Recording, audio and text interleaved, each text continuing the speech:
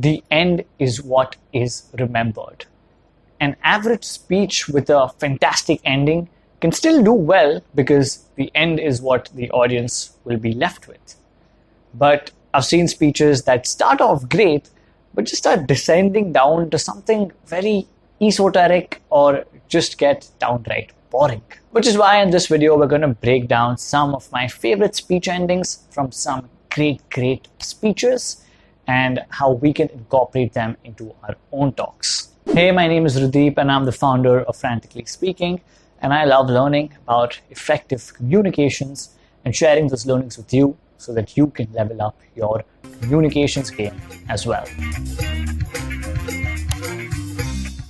We're going to go through 5 speech ending types, and we're going to supplement it with examples from some actual great speeches and how we can incorporate those types of endings into our own speeches or presentations. Starting off with the rule of 3. The rule of 3 simply means stating something in a factor of 3. Examples of this in speeches are things like, I came, I saw, I conquered, or blood, sweat, and tears. Here's an example by Abraham Lincoln from the famous Gettysburg Address and how he used the rule of 3 to end his speech. That this nation, under God, shall have a new birth of freedom, and that government of the people, by the people, for the people, shall not perish from the earth. Saying something 3 times creates a pattern, and as humans, we are a lot more conducive to listening to patterns. The first time we say something, it's just a word. The second time we say it, it creates some sort of intrigue. And the third time we say it, it forms a trilogy. And using the rule of 3 makes the audience more receptive towards our message. It resonates with them better and they remember it for longer. Also, it just sounds better when it's said in 3. We can use this in many different ways. We can use it to either supplement our points, like in Lincoln's speech, where the main point is government and he uses the rule of 3 to supplement that main point. Or we can also use it in the no, no, yes method. This means that we provide the audience with 2 negatives and end it with a positive. For example, if we are giving a speech on depression, we could end it with something like, and this is not a battle of the body, this is not a battle of the mind, but it is a battle of the soul. And we could also use the rule of 3 in a humorous manner. For instance, if we are giving a speech on the lessons we've learned in our life, we can end it with something like this. And those were the lessons I learned from my adventures in travel, education, and gonorrhea. That was not the best example. The next speech ending that we can use is a poem. Here's an example by Les Brown. That if you want a thing bad enough to go out and fight for it, to work day and night for it, to give up your time, your peace, and your sleep for it, if all that you dream and scheme is about it, and life seems useless and worthless without it, and if you gladly sweat for it and fret for it and plan for it and lose all your terror of the opposition for it, and if you simply go after that thing that you want with all of your capacity, strength and sagacity, faith, hope and confidence, and stern pertinacity, if neither cold poverty, famish or gulf, sickness or pain or body and brain can keep you away from the thing that you want, if dogged and grim you besiege and beset it, with the help of God you'll get it. This is Mrs. Mamie Brown's baby boy, Leslie Calvin Brown, saying, it's been a plum-pleasing pleasure as well as a privilege. Thank you. Using poetry is a great way to end a speech because it helps summarize our main point in a different way. We can either recite our own poem or we can take one that's already been written. We've written an entire article called Getting Your Words Worth, which talks all about how we can use poetry within our speeches. It's linked in the description below. Just one note, if you plan on using this particular speech ending, try to use voice modulation or inflection when we are reciting the poem, just like how Les Brown did. It adds in a much better punch to our ending as opposed to just reading out the poem as it is. The next speech ending is a circle theory. It simply means ending your speech on the same note that we began our speech with. Here's an example by Yubing Zhang. And then I see a huge quote printed on the glass window right next to me.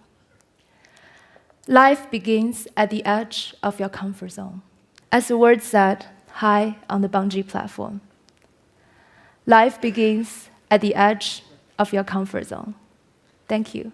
The idea is to take our audience on a journey, that we make them start off at one point and we take them on the journey and make them end at the same point, kind of like a circle.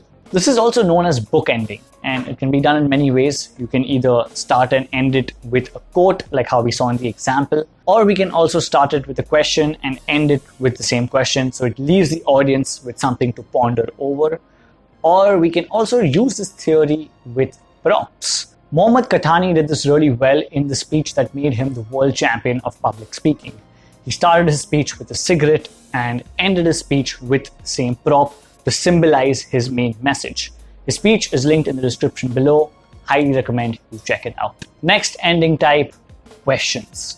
The most obvious and easiest way to end a speech on a good note is to leave your audience with a question that they can ponder over.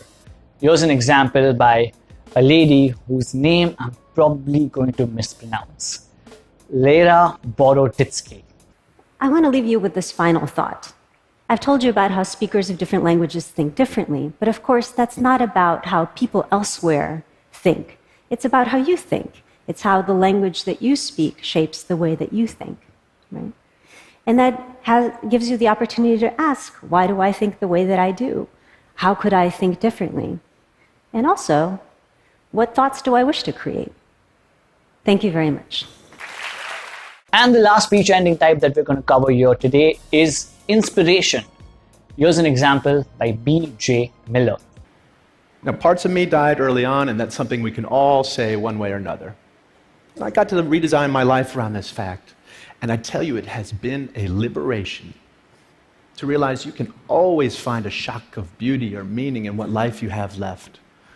Like that snowball lasting for a perfect moment, all the while melting away. If we love such moments ferociously, then maybe we can learn to live well, not in spite of death, but because of it. Let death be what takes us, not lack of imagination. Thank you. Inspiration is a little tricky because if we come across like we're trying to inspire a particular crowd, it probably will fail. Instead, we should aim to be vulnerable. We should aim to simply share a personal experience with the audience and offer them a piece of advice from that experience. If we do this, we won't come across like we're trying to inspire anybody. We'll simply come across as people who have a story and just want to share the learnings we've had from that particular experience. And that's about it. 5 speech ending types along with examples from some of my favorite speeches for your next speech or presentation. All the talks that we discussed are linked in the description below. Highly recommend you check them out if you have a presentation coming up. And if you have any more questions around things like public speaking or communications, we have an entire website with in-depth articles and resources dedicated just for that. So go check out franticallyspeaking.com. We've also created an entire video on speech opening lines in a similar fashion of what you just saw, which you can check out right here.